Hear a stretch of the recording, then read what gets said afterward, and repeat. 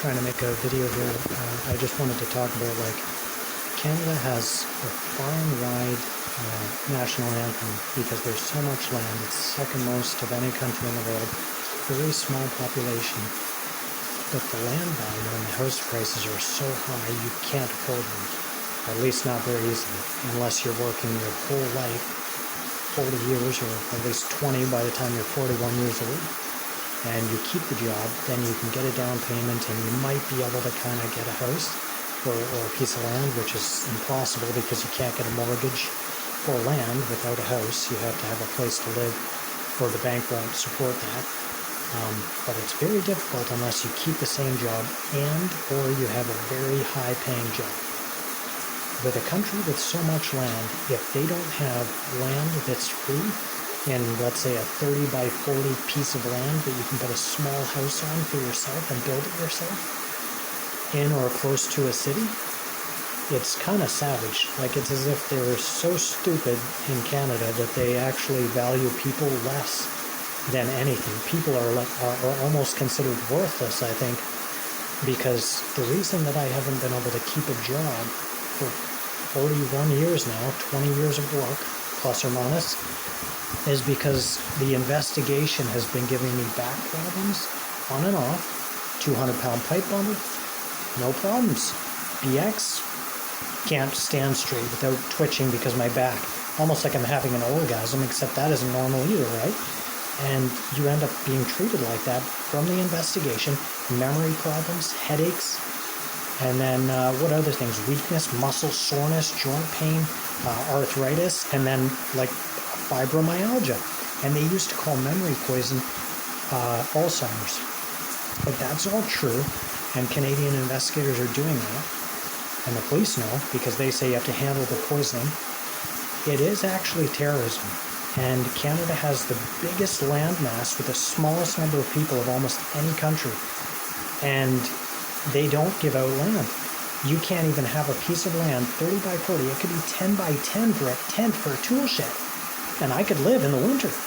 And I have money. I can actually pay.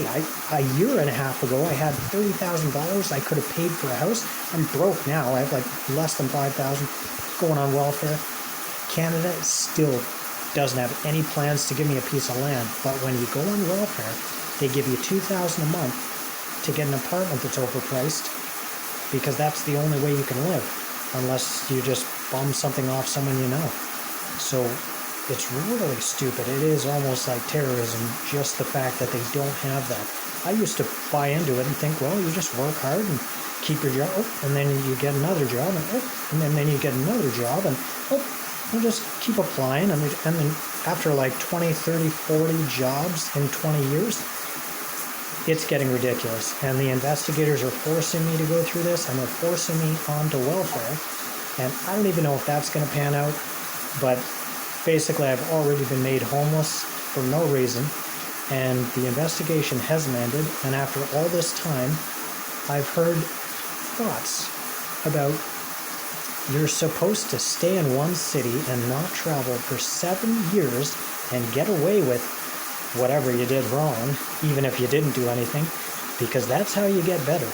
They don't help you. The police don't help you. There's no way out of it, and they think that's a system that works. That's garbage. That's terrorism, and that is illegal.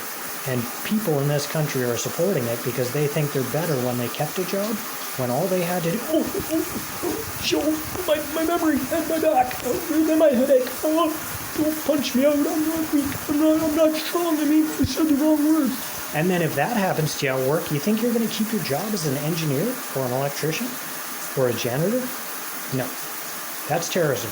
Police are a problem because they don't do anything about it. And I've said it to them. U.S. Customs in Canada won't even let people leave because they're holding people hostage unless you go to a country other than the U.S. And the country has no way to fix this. Not that they've shown, but just so you know, it might not be as real as we think, because they're putting this into our minds, so this might just be a test. But the kids are real. They're going through it too. They're all in pods or something, and we're all in a mental institute. And this is the real world. This is real life. There's people that are actually convinced in this non-real, real world that it makes sense. houses aren't free. Get a job, right? No big deal. Just try harder and do better. And if I'm on a good day, I can do pretty good. I could keep a job. So why, when I wanted to work and I wanted to work harder than anyone else seemed to, I couldn't keep a job because I got back problems again. And then I couldn't keep a job because I was getting let go for no reason from a really good job that I never would have given up. And why does that keep happening for 20 years, 23 years of work history when I've done nothing wrong? Like I said, no poison, rape, murder, abduction. Those people are still in Canada. They don't kill people in Canada. They got the Michaels back from China, 25-year sentence. China wanted them executed, and they got those guys back because Canada thought execution was inhumane. So those guys are still here. Why are they killing me for no reason? And then they're going to make me homeless and get me on welfare, and then I can't even work. And my best bet is if I get an apartment, the welfare is real, I get $2,000 a month for free because they didn't let me work.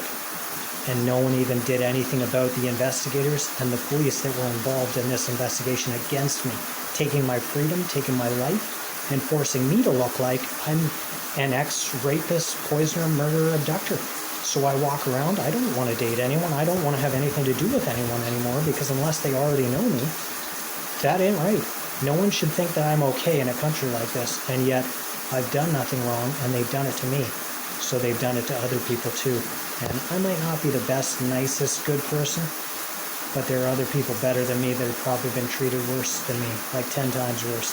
So it's a big shame. I'm really disappointed.